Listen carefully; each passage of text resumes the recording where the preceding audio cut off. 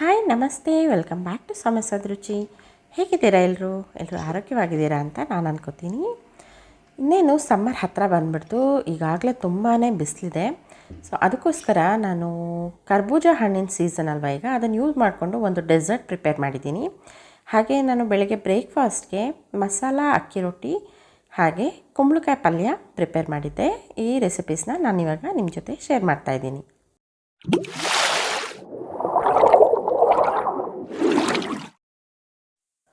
ಮೊದಲಿಗೆ ಅಕ್ಕಿ ರೊಟ್ಟಿಗೆ ಹಿಟ್ಟು ಪ್ರಿಪೇರ್ ಮಾಡ್ಕೊತಾ ಇದ್ದೀನಿ. ನಾನು 2 ಕಪ್ಪು ಅಕ್ಕಿ ಹಿಟ್ಟು ತೊಗೊಂಡಿದ್ದೀನಿ. ಅದಕ್ಕೆ 1/4 ಕಪ್ಪಷ್ಟು ಮೈದಾ ಹಿಟ್ಟು ತೊಗೊಂಡಿದ್ದೀನಿ. ಯಾಕೆ ಅಂದರೆ ಈ ಅಕ್ಕಿ ರೊಟ್ಟಿಗೆ ಅಕ್ಕಿ ಹಿಟ್ಟು ಮಾತ್ರ ಹಾಕಿದಾಗ ಸ್ವಲ್ಪ ಬೇಕಾಗೋ ಚಾನ್ಸಸ್ ಜಾಸ್ತಿ ಇರುತ್ತೆ. ಈಸಿಯಾಗಿ ತಟ್ಟಕ್ಕೆ ಬರಲಿ ಅನ್ನೋ ಕಾರಣಕ್ಕೆ ಸ್ವಲ್ಪ ಮೈದಾ ಹಿಟ್ಟು ಸೇರಿಸ್ಕೊಂಡಿದ್ದೀನಿ. ಹಾಗೆ ರುಚಿಗೆ ತಕ್ಕಷ್ಟು ಉಪ್ಪು ಹಾಕ್ಕೊಂಡಿದ್ದೀನಿ. ಕ್ಯಾರೆಟ್ ತುರಿ ಹಾಕೋತಾ ಇದ್ದೀನಿ. ಕ್ಯಾರೆಟ್ ತುರಿ ಒಂದು 2ರಿಂದ 3 ಸ್ಪೂನ್ ಆದರೆ ಸಾಕಾಗುತ್ತೆ. ಹಾಗೆ ಸಬ್ಬಸಿಗೆ ಸೊಪ್ಪು ಅಕ್ಕಿ ರೊಟ್ಟಿಗೆ ತುಂಬಾ ಚೆನ್ನಾಗಿರುತ್ತೆ, ಒಳ್ಳೆಯದು ಕೂಡ ಆರೋಗ್ಯಕ್ಕೆ. ಆದ್ದರಿಂದ ನಾನು ಸಬ್ಬಸಿಗೆ ಸೊಪ್ಪನ್ನು ಹೆಚ್ಚಿಟ್ಕೊಂಡಿದ್ದೀನಿ, ಒಂದು ಅರ್ಧ ಕಪ್ಪಷ್ಟು. ಹಾಗೆ 2 ಮೀಡಿಯಮ್ ಸೈಜ್ ಈರುಳ್ಳಿನ ಸಣ್ಣದಾಗಿ ಕಟ್ ಮಾಡಿಟ್ಕೊಂಡಿದ್ದೀನಿ. ಇದಿಷ್ಟನ್ನು ಹಾಕಿ ಚೆನ್ನಾಗಿ ಫಸ್ಟು ಮಿಕ್ಸ್ ಮಾಡ್ಕೊತೀನಿ. ಯಾಕೆಂದರೆ ಈರುಳ್ಳಿಯಲ್ಲಿ ಸ್ವಲ್ಪ ನೀರಿನ ಅಂಶ ಇರುತ್ತೆ ಅಲ್ವಾ. ಸೊ ಅದಕ್ಕೋಸ್ಕರ ನಾನು ಈರುಳ್ಳಿ ಜೊತೆ ಅಕ್ಕಿ ಹಿಟ್ಟನ್ನು ಕಲಸಿ ಪ್ರಿಪೇರ್ ಮಾಡ್ಕೊತೀನಿ. ಅದಾದಮೇಲೆ ಸ್ವಲ್ಪನೇ ನೀರು ಹಾಕ್ಕೊಂಡು ತಣ್ಣೀರನ್ನೇ ಹಾಕ್ಕೊಂಡಿದ್ದೀನಿ. ನಾನಿಲ್ಲಿ ತಣ್ಣೀರನ್ನೇ ಹಾಕ್ಕೊಂಡು ಕಲಿಸ್ಕೊತಾ ಇದ್ದೀನಿ. ನೋಡಿ, ಈ ಥರ ನೀಟಾಗಿ ತುಂಬ ತೆಳುವಾಗಿ ಅಥವಾ ತುಂಬ ಗಟ್ಟಿಯಾಗಿ ಕಲಿಸ್ಕೊಂಡ್ರೆ ಅಕ್ಕಿ ರೊಟ್ಟಿ ಒಂಥರ ಗಟ್ಟಿಯಾಗಿ ಬಂದ್ಬಿಡುತ್ತೆ. ಹಾಗೆ ತುಂಬ ತೆಳುವಾಗಿ ಕಲಿಸ್ಕೊಂಡ್ರೆ ನಮಗೆ ತಟ್ಟೋದಕ್ಕೆ ಬರೋದಿಲ್ಲ. ಆದ್ದರಿಂದ ಒಂದು ಹದ ನೋಡಿಕೊಂಡು ನೀಟಾಗಿ ಹದವಾಗಿ ಕಲಿಸ್ಕೋಬೇಕಾಗತ್ತೆ. ಚಪಾತಿ ಹಿಟ್ಟಿನ ಹದಕ್ಕಿಂತ ಸ್ವಲ್ಪ ಮೆತ್ತಗಿದ್ರೆ ಚೆನ್ನಾಗಿರುತ್ತೆ ರೊಟ್ಟಿಗಳು. ನೋಡಿ, ಈ ರೀತಿ ಸ್ವಲ್ಪನೇ ನೀರು ಹಾಕ್ಕೊಂಡು ಕಲಿಸ್ಕೋಬೇಕಾಗತ್ತೆ. ಕಲಿಸ್ಕೊಂಡು ಅದನ್ನು ನಾನು ಮಕ್ಕಳಿಗೆ ಬ್ರೇಕ್ಫಾಸ್ಟಿಗೆ ಮಾಡೋಕ್ಕೆ ಅಂತ ಒಂದುಂಡೆ, ಮತ್ತು ಇನ್ನೊಂದು ಸ್ವಲ್ಪ ಲೇಟಾಗಿ ನಾನು ತಿಂಡಿ ತಿಂತೀನಿ ಮತ್ತು ಮಧ್ಯಾಹ್ನಕ್ಕೂ ಆಗುತ್ತೆ ಅಂತ ಹೇಳ್ಬಿಟ್ಟು ನಾನು 2 ಉಂಡೆಗಳನ್ನ ಮಾಡಿದ್ದೀನಿ. ಏಕೆಂದರೆ ಈರುಳ್ಳಿ ಹಾಕಿರೋದ್ರಿಂದ ಬೇಗ ನೀರು ಬಿಟ್ಬಿಡುತ್ತೆ. ಅದಕ್ಕೋಸ್ಕರ ಒಂದು ಉಂಡೆನ ನಾನು ಎತ್ತಿ ಫ್ರಿಜ್ಜಲ್ಲಿ ಇಟ್ಕೊಂಡ್ಬಿಡ್ತೀನಿ, ನಂತರ ಮಾಡಿಕೊಂಡ್ರೆ ಆಗುತ್ತೆ ಅನ್ನೋ ಕಾರಣಕ್ಕೆ ಇಟ್ಕೊಂಡಿದ್ದೆ. ನೋಡಿ, ಈಗ ಕುಂಬಳಕಾಯಿ ಪಲ್ಯ ಮಾಡ್ಕೊತಾ ಇದ್ದೀನಿ. ಕುಂಬಳಕಾಯಿ ಈ ಥರ ಪುಟ್ಟದಾಗಿರುತ್ತಲ್ಲ, ಹಾಗೆ ಗ್ರೀನ್ ಆಗಿರುತ್ತಲ್ಲ, ಆ ಥರದ ಕುಂಬಳಕಾಯಿ ತೊಗೊಂಬಂದರೆ ಪಲ್ಯ ಮಾಡೋಕ್ಕೆ ತುಂಬ ಟೇಸ್ಟಿಯಾಗಿರುತ್ತೆ. ಆದ್ದರಿಂದ ನಾನು ಅದೇ ರೀತಿ ಕುಂಬಳಕಾಯಿನ ಈ ರೀತಿ ಕ್ಯೂಬ್ಸ್ ಥರ ಕಟ್ ಮಾಡಿ ಇಟ್ಕೊಂಡಿದ್ದೀನಿ. ಹಾಗೆ 2ರಿಂದ 3 ಮೀಡಿಯಮ್ ಸೈಜ್ ಈರುಳ್ಳಿ, ಹಾಗೆ ಹಸಿಮೆಣಸಿನ್ಕಾಯಿ ಮತ್ತು ಸ್ವಲ್ಪ ಕೊತ್ತಂಬರಿ ಸೊಪ್ಪು ಹೆಚ್ಚಿ ಇಟ್ಕೊಂಡಿದ್ದೀನಿ. ಇವಾಗ ಪಾತ್ರೆ ಇಟ್ಕೊಂಡಿದ್ದೀನಿ. ಅದಕ್ಕೆ ಒಂದು 50 ml ಅಷ್ಟು ಕುಕ್ಕಿಂಗ್ ಆಯಿಲ್ನ ಹಾಕ್ಕೊಂಡಿದ್ದೀನಿ. ಅದಕ್ಕೆ ಸಾಸಿವೆ ಹಾಕ್ಕೊಂಡು ಚಟಪಟ ಅಂತ ಸಿಡಿದ ನಂತರ ಹಸಿಮೆಣಸಿನ್ಕಾಯಿ ಹಾಕ್ಕೋತಾ ಇದ್ದೀನಿ. ಕುಂಬಳಕಾಯಿ ಸ್ವಲ್ಪ ಸಿಹಿ ಇರುತ್ತೆ ಮತ್ತು ಬೇರೆ ಖಾರ ಯಾವುದನ್ನು ಯೂಸ್ ಮಾಡೋದಿಲ್ಲ ಇದಕ್ಕೆ. ಹಸಿಮೆಣಸಿನ್ಕಾಯಿ ಒಂದನ್ನೇ ಹಾಕ್ಕೊಳ್ಳೋದು. ಅದಕ್ಕೆ ನಾನು ಒಂದು 8 ಹಸಿಮೆಣಸಿನ್ಕಾಯಿ ಹಾಕ್ಕೊಂಡಿದ್ದೀನಿ. ಕುಂಬಳಕಾಯಿ ಒಂದು ಅರ್ಧದಿಂದ 1/4 kg ಕುಂಬಳಕಾಯಿ ಇದೆ ಇದು. ಅದಕ್ಕೆ ಸಾಕಾಗೋಷ್ಟು ಖಾರ ಬೇಕಾಗತ್ತೆ, ಅದರಿಂದ ನಾನು ಅಷ್ಟು ಹಾಕ್ಕೊಂಡಿದ್ದೀನಿ. ಚೆನ್ನಾಗಿ ಮಿಕ್ಸ್ ಮಾಡ್ಕೋಬೇಕಾಗತ್ತೆ. ಕುಂಬಳಕಾಯಿ ಎಲ್ಲ ತರಕಾರಿಗಳ ಥರ ಅಲ್ಲ, ಇದು ಸ್ವಲ್ಪ ಬೇಗನೆ ಬೇಯುತ್ತೆ. ಬಟ್ ನೀರು ಅದರಲ್ಲೇ ಸ್ವಲ್ಪ ಬಿಡೋದ್ರಿಂದ ಇದಕ್ಕೆ ಹೆಚ್ಚಿನ ನೀರಿನ ಅವಶ್ಯಕತೆ ಇರೋದಿಲ್ಲ. ಇದಕ್ಕೆ ರುಚಿಗೆ ತಕ್ಕಷ್ಟು ಉಪ್ಪು ಹಾಕ್ಕೊಂಡು ಇನ್ನೊಂದು ಸರ್ತಿ ಚೆನ್ನಾಗಿ ತಿರುಗಿಸ್ಬಿಟ್ಟು ಸ್ವಲ್ಪನೇ ನೀರು ಹಾಕ್ಕೊಂಡ್ರೆ ಸಾಕಾಗುತ್ತೆ. ಹೆಚ್ಚಿಗೆ ಹಾಕ್ಕೊಳ್ಳೋಕೆ ಹೋಗಬೇಡಿ, ಏಕೆಂದರೆ ಕುಂಬಳಕಾಯಲ್ಲಿ ನೀರು ಅದರಲ್ಲೇ ನೀರು ಬಿಡುತ್ತೆ. ಅದಕ್ಕೋಸ್ಕರ ಈ ರೀತಿ ಚೆನ್ನಾಗಿ ಮಿಕ್ಸ್ ಮಾಡಿ ಲಿಡ್ ಕ್ಲೋಸ್ ಮಾಡಿ ಒಂದು 10 ಮಿನಿಟ್ಸ್ ಬಿಡಬೇಕಾಗತ್ತೆ. ಮೀಡಿಯಮ್ ಊರಿನಲ್ಲೇ ಇಟ್ಕೊಳ್ಳೋಣ. ಇವಾಗ ಅದನ್ನು ಆ ಸೈಡ್ ಇಟ್ಬಿಟ್ಟು ಪಲ್ಯದ್ದು ಇವಾಗ ಹೆಂಚಿಟ್ಕೊಂಡಿದ್ದೀನಿ ಅಕ್ಕಿ ರೊಟ್ಟಿ ಮಾಡೋಕ್ಕೆ. ನಾನು ಹೋಳಿಗೆ ಪೇಪರ್ ತೊಗೊಂಡಿದ್ದೀನಿ ರೊಟ್ಟಿ ಮಾಡೋಕ್ಕೆ. ಎಣ್ಣೆ ಹಾಕಿ ಮಾಡ್ತಾಯಿರೋ ರೊಟ್ಟಿ ಇದು. ತುಂಬಾ ಈಸಿಯಾಗಿ ಮಾಡ್ಬೋದು, ಯಾರು ಬೇಕಾದರೂ ಮಾಡ್ಬೋದು. ಹಿಟ್ಟು ಹಾಕ್ಕೊಂಡು ಕೈಯಲ್ಲಿ ತಟ್ಟಿ ಮಾಡ್ತೀವಲ್ಲ, ಆ ರೊಟ್ಟಿಗೆ ಕಂಪೇರ್ ಮಾಡಿದ್ರೆ ಇದು ತುಂಬಾ ಈಸಿ, ಯಾರು ಬೇಕಾದರೂ ಆರಾಮಾಗಿ ಮಾಡ್ಕೋಬೋದು. ಈ ಸ್ಟೆಪ್ಸ್ನ ಫಾಲೋ ಮಾಡಿ. ತುಂಬ ಬರೋದೇ ಇಲ್ಲ ಅಂತ ಅನ್ನೋರು ಬೇಕಾದರೆ ಪುಟ್ಟದಾಗಿ ಹಾಕ್ಕೊಂಡ್ರೂ ನಡೆಯುತ್ತೆ. ಈ ರೀತಿ ಎಷ್ಟು ತೆಳುವಾಗಿ ಬೇಕಾದ್ರೂ ಈ ರೀತಿ ಆರಾಮಾಗಿ ತಟ್ಕೋಬೋದು, ಈಸಿಯಾಗಿ ಮಾಡ್ಬೋದು. ಈ ರೀತಿ ನೋಡಿ, ಇದು ಸೈಡಲ್ಲಿ ಬ್ರೇಕ್ ಆಗಿರುತ್ತಲ್ಲ ಅದನ್ನು ಕ್ಲೋಸ್ ಮಾಡ್ಕೋಬೇಕಾಗತ್ತೆ. ಇಲ್ಲ ಅಂದರೆ ನಾವು ರೊಟ್ಟಿ ತೆಗೆದು ಹಾಕ್ತೀವಲ್ಲ ಹೆಂಚ ಮೇಲೆ, ಆವಾಗ ಓಪನ್ ಆಗಿಬಿಡುತ್ತೆ, ಇಲ್ಲಾಂದರೆ ಮುರಿದೋಗ್ಬಿಡುತ್ತೆ. ಅದಕ್ಕೋಸ್ಕರ ಇವಾಗ ತಟ್ಕೊಂಡಿದ್ದೀನಿ ರೊಟ್ಟಿ. ಒಂದು ಸರ್ತಿ ಪಲ್ಯ ಚೆಕ್ ಮಾಡ್ಕೊಳ್ಳೋಣ ಅಂತ ಲಿಡ್ ಕ್ಲೋಸ್ ಮಾಡಿ ನೋಡ್ತಾ ಇದ್ದೀನಿ. ನೋಡಿ, ನಾನು ಸ್ವಲ್ಪನೇ ನೀರು ಹಾಕಿದ್ದು, ನೋಡಿ ನೀರು ಎಷ್ಟೊಂದಿದೆ. ಹೀಗೆ ಇರುತ್ತೆ ಕುಂಬಳಕಾಯಿ, ಅದಕ್ಕೋಸ್ಕರ ನೀರು ಹೆಚ್ಚಾಗಿ ಹಾಕ್ಕೋಬೇಡಿ. ಇವಾಗ ಅದಕ್ಕೆ ಒಂದು ಕಪ್ಪಷ್ಟು ತೆಂಗಿನಕಾಯಿ ತುರಿ ಹಾಗೆ ಕೊತ್ತಂಬರಿ ಸೊಪ್ಪು ಇಷ್ಟನ್ನು ಹಾಕಿಬಿಟ್ಟು ಇನ್ನೊಂದು 10 ನಿಮಿಷ ಇದನ್ನು ಹಾಗೆ ಬಿಡೋಣ. ಲಿಡ್ ಕ್ಲೋಸ್ ಮಾಡಿ, ನೀಟಾಗಿ ಬೇಯುತ್ತೆ. ಇವಾಗ ರೊಟ್ಟಿನ ಹೆಂಚ ಮೇಲೆ ಹಾಕೋತಾ ಇದ್ದೀನಿ. ಈ ಥರ ನಾವು ಪೇಪರ್ ಮೇಲೆ ತಟ್ಕೊಂಡಿರ್ತೀವಲ್ಲ, ಈ ಥರ ನೀಟಾಗಿ ನಿಧಾನವಾಗಿ ಬಿಡಿಸ್ಕೋಬೇಕಾಗತ್ತೆ. ಬಂದ್ಬಿಡುತ್ತೆ ಅದು.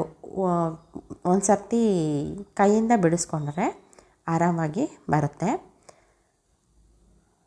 ಇದಕ್ಕೆ ನಾನು ಎಕ್ಸ್ಟ್ರಾ ಎಣ್ಣೆ ಏನು ಹಾಕೋತಾ ಇಲ್ಲ, ಒಂದು ಲಿಡ್ ಕ್ಲೋಸ್ ಮಾಡಿದ್ರೆ ಸಾಕು. ಇದನ್ನು ಹೈ ಫ್ಲೇಮಲ್ಲೇ ಬೇಯಿಸ್ಕೊಂಡ್ರೂ ಏನೂ ತೊಂದರೆ ಆಗೋಲ್ಲ, ಬೇಯಿಸ್ಕೋಬೋದು. ಲಿಡ್ ಕ್ಲೋಸ್ ಮಾಡೋದ್ರಿಂದ ಅದರದ್ದು ಆವಿ ಇರುತ್ತಲ್ಲ ಅದೆಲ್ಲ ರೊಟ್ಟಿ ಮೇಲೆ ಬಂದು ರೊಟ್ಟಿ ಸಾಫ್ಟಾಗಿ ಚೆನ್ನಾಗಿ ಬರುತ್ತೆ. ಈಗ ತಿರುಗಿ ಹಾಕ್ಕೊಂಡು ಇನ್ನೊಂದು ಸೈಡು ಕೂಡ ಅದೇ ರೀತಿ ಬೇಯಿಸ್ಕೊಳ್ಳೋದು. ಇವಾಗೇನು ಲಿಡ್ ಮುಚ್ಚೋ ಅವಶ್ಯಕತೆ ಇರಲ್ಲ.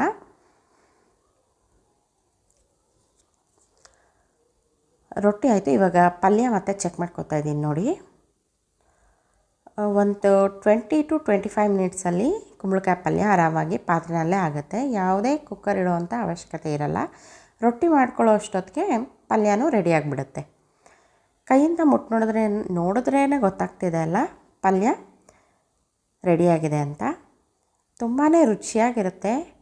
ಅಕ್ಕಿ ರೊಟ್ಟಿಗೂ ಕುಂಬಳಕಾಯಿ ಪಲ್ಯಕ್ಕೂ ಖಂಡಿತ ತುಂಬಾ ಟೇಸ್ಟಿಯಾಗಿರುತ್ತೆ. ನೀವು ಒಂದು ಸರ್ತಿ ಖಂಡಿತವಾಗ್ಲೂ ಟ್ರೈ ಮಾಡಿ ನೋಡಿ.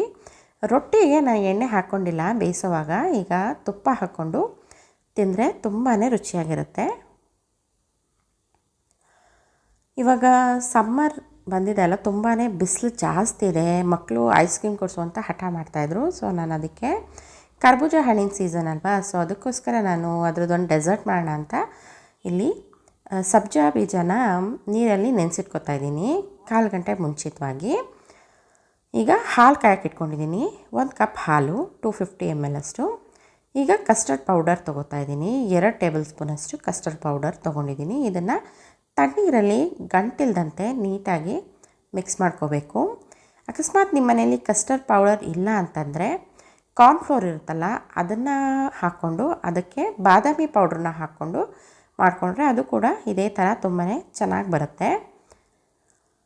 ಈಗ ಅದನ್ನು ಕಾದಿದಂಥ ಹಾಲಿಗೆ ಮಿಕ್ಸ್ ಮಾಡ್ಕೋಬೇಕು.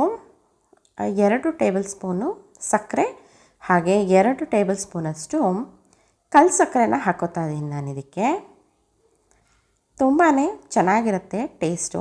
ಅದಕ್ಕೋಸ್ಕರ 2 ಕಾಂಬಿನೇಷನಲ್ಲಿ ಹಾಕ್ಕೊಂಡಾಗ ಟೇಸ್ಟು ಒಂಥರ ಡಿಫ್ರೆಂಟಾಗಿ ತುಂಬಾ ಚೆನ್ನಾಗಿ ಅನಿಸುತ್ತೆ. ಇದಕ್ಕೆ ಕಲ್ಲು ಸಕ್ಕರೆ ಹಾಕಿದ್ದಾರೆ ಅಂತ ಗೊತ್ತಾಗತ್ತೆ. ಸೊ ಅದಕ್ಕೋಸ್ಕರ ಟೇಸ್ಟ್ ತುಂಬಾ ಚೆನ್ನಾಗಿ ಬರೋದ್ರಿಂದ ನಾನು 2 ಟೇಬಲ್ ಸ್ಪೂನ್ ಕಲ್ಲು ಸಕ್ಕರೆ ಹಾಗೆ 2 ಟೇಬಲ್ ಸ್ಪೂನ್ ಸಕ್ಕರೆನ ಹಾಕ್ಕೊಂಡಿದ್ದೀನಿ. ನೆಕ್ಸ್ಟು ಇದಕ್ಕೆ ಸ್ವಲ್ಪ ಶಾವಿಗೆ ಹಾಕ್ಕೊಂಡ್ರೆ ಚೆನ್ನಾಗಿರುತ್ತೆ, ಬೇಯಿಸಿರುವಂಥ ಶಾವಿಗೆ. ಅದನ್ನು ಪ್ರಿಪೇರ್ ಮಾಡೋಕ್ಕೆ ನಾನು ಸೈಡಲ್ಲಿ ಒಂದು ಪಾತ್ರೆಯಲ್ಲಿ ನೀರಿಟ್ಕೊಂಡು 3 ಟೇಬಲ್ ಸ್ಪೂನಷ್ಟು ಶಾವಿಗೆನ ಬೇಯಿಸ್ಕೊತಾ ಇದ್ದೀನಿ. ಒಂದು 5 ನಿಮಿಷ ಇದನ್ನು ಬೇಯಿಸ್ಕೊಂಡ್ರೆ ಸಾಕಾಗತ್ತೆ. ಇದೆಲ್ಲದೂ ಕೂಲ್ ಆಗಬೇಕು. ತಣ್ಣಕ್ಕಾದಮೇಲೆ ಇದನ್ನೆಲ್ಲ ನಾವು ಪ್ರಿಪೇರ್ ಮಾಡ್ಕೊಳ್ಳೋಕ್ಕೆ ಚೆನ್ನಾಗಿರುತ್ತೆ. ಇದು ಕರ್ಬೂಜ ಹಣ್ಣು, ಇದರದ್ದು ಬೀಜನ ತುಂಬಾ ಹೆಲ್ತ್ಗೆ ಒಳ್ಳೆಯದು ಅಂತ ಹೇಳ್ಬಿಟ್ಟು ನನ್ನ ಸೈಡಲ್ಲಿ ಸ್ಟೋರ್ ಮಾಡ್ಕೋತಾ ಇದ್ದೀನಿ. ಬಿಸಿಲಲ್ಲಿ ಒಣಗಿಸಿದ್ರೆ ಇದು ತಿನ್ನೋಕ್ಕೆ ತುಂಬ ಚೆನ್ನಾಗಿರುತ್ತೆ. ಇದರಲ್ಲಿ ಅರ್ಧ ಹಣ್ಣನ್ನು ನಾನು ಸಣ್ಣ ಸಣ್ಣದಾಗಿ ಕಟ್ ಮಾಡ್ಕೊತಾ ಇದ್ದೀನಿ. ಮೇಲೆ ಬಾಯಿಗೆ ಸಿಗ್ತಾಯಿದ್ರೆ ಚೆನ್ನಾಗಿರುತ್ತೆ ಅಂತ ಹೇಳಿಬಿಟ್ಟು. ಇನ್ನು ಅರ್ಧ ಹಣ್ಣನ್ನು ಪ್ಯೂರಿ ಮಾಡ್ಕೊತೀನಿ. ಅದಕ್ಕೆ ಸ್ವಲ್ಪ ದಪ್ಪಗೆ ಕಟ್ ಮಾಡಿ ಪ್ಯೂರಿ ಮಾಡ್ಕೊತಾ ಇದ್ದೀನಿ. ಪ್ಯೂರಿ ಮಾಡುವಾಗ ಯಾವುದೇ ನೀರು ಹಾಕೋ ಅವಶ್ಯಕತೆ ಇರೋದಿಲ್ಲ. ನೀರಾಗಲಿ ಅಥವಾ ಹಾಲಾಗಲಿ ಏನೂ ಹಾಕ್ಕೊಂಡಿಲ್ಲ ನಾನು. ಜಸ್ಟ್ ಹಣ್ಣಿಂದು ಪ್ಯೂರಿ ಮಾತ್ರ ಮಾಡ್ಕೊಂಡಿದ್ದೀನಿ. ಎಲ್ಲನೂ ಪ್ರಿಪೇರ್ ಮಾಡಿಕೊಂಡು ಇಟ್ಕೊಂಡಿದ್ದೀನಿ ನೋಡಿ. ಶಾವಿಗೆ, ಕಸ್ಟರ್ಡ್ ಮತ್ತು ಟೂಟಿ ಫ್ರೂಟಿ ತೊಗೊಂಡಿದ್ದೀನಿ. ಎಲ್ಲವನ್ನು ರೆಡಿ ಮಾಡಿ ಇಟ್ಕೊಂಡಿದ್ದೀನಿ. ಇವಾಗ ಬೌಲ್ಗೆ ಒಂದೊಂದೇ ಲೇಯರ್ ಈ ಥರ ಸ್ಪ್ರೆಡ್ ಮಾಡ್ಕೋಬೇಕಾಗತ್ತೆ. ಈ ಥರ ಸ್ಪ್ರೆಡ್ ಮಾಡ್ಕೊಳ್ಳಬೇಕು ಅಂತ ಏನಿಲ್ಲ, ನೋಡೋಕ್ಕೆ ಚೆನ್ನಾಗಿ ಕಾಣುತ್ತೆ ಅನ್ನೋ ಕಾರಣಕ್ಕೋಸ್ಕರ ನಾನು ಈ ಥರ ಸ್ಪ್ರೆಡ್ ಮಾಡ್ತಾಯಿದ್ದೀನಿ ಅಷ್ಟೇ. ನಿಮ್ಗೆ ಬೇಕು ಅಂತಂದರೆ ಎಲ್ಲನೂ ಮಿಕ್ಸ್ ಮಾಡಿಬಿಟ್ಟು 1 ಅವರ್ ಫ್ರಿಜ್ಜಲ್ಲಿ ಚೆನ್ನಾಗಿ ಚಿಲ್ ಮಾಡಿ ಆನಂತರ ಇದನ್ನು ತಿಂದರೆ ತುಂಬಾ ಚೆನ್ನಾಗಿರುತ್ತೆ. ಯಾವುದೇ ಐಸ್ ಕ್ರೀಮ್ಗಿಂತನೂ ಏನು ಕಡಿಮೆ ಅನಿಸಲ್ಲ, ಅಷ್ಟು ರುಚಿಯಾಗಿರುತ್ತೆ. ಬಟ್ ಹೊರಗಡೆಯಿಂದ ತೊಗೊಂಬಂದು ತಿನ್ನೋದಕ್ಕಿಂತ ಈ ಥರ ಮನೆಯಲ್ಲೇ ನಾವು ಎಲ್ಲ ಹೆಲ್ತಿಯಾಗಿರೋಂಥ ಇಂಗ್ರೀಡಿಯೆಂಟ್ಸ್ನ ಯೂಸ್ ಮಾಡಿಕೊಂಡು ಮನೆಯಲ್ಲೇ ಆರಾಮಾಗಿ ತುಂಬಾ ಒಳ್ಳೆ ಡೆಸರ್ಟ್ನ ಪ್ರಿಪೇರ್ ಮಾಡ್ಕೋಬೋದು. ಇವಾಗ ಇದಕ್ಕೆ ಮೇಲೆ ಸ್ವಲ್ಪ ಬಾದಾಮಿನ ಈ ರೀತಿ ತುರಿದ್ಬಿಟ್ಟು ಹಾಕೋತಾ ಇದ್ದೀನಿ, ಚೆನ್ನಾಗಿರುತ್ತೆ. ಮತ್ತು ಇದಕ್ಕೆ ಸ್ವಲ್ಪ ಸನ್ಫ್ಲವರ್ ಸೀಡ್ನ ಕೂಡ ಹಾಕ್ಕೊಂಡಿದ್ದೀನಿ. ಅದು ಕೂಡ ತುಂಬ ಹೆಲ್ತಿ ಅಲ್ವಾ, ಅದಕ್ಕೋಸ್ಕರ. ಇಷ್ಟೇ, ಇದನ್ನು ಚಿಲ್ ಮಾಡಿ ಸರ್ವ್ ಮಾಡೋದಷ್ಟೇ. ತುಂಬಾ ಟೇಸ್ಟಿಯಾಗಿರುತ್ತೆ. ಓಕೆ, ಹೇಗೆ ಅನ್ನಿಸ್ತು ಈ ವಿಡಿಯೋ ನಿಮಗೆ ಹೇಗೆ ಅನ್ನಿಸ್ತು? ಈ ರೆಸಿಪಿ ನಿಮ್ಗೆ ಇಷ್ಟ ಆಗಿದ್ದರೆ ನಮ್ಮ ಚಾನಲ್ನ ಸಬ್ಸ್ಕ್ರೈಬ್ ಮಾಡ್ಕೊಳ್ಳಿ. Thank you for the watching. See you in the next video. Bye bye.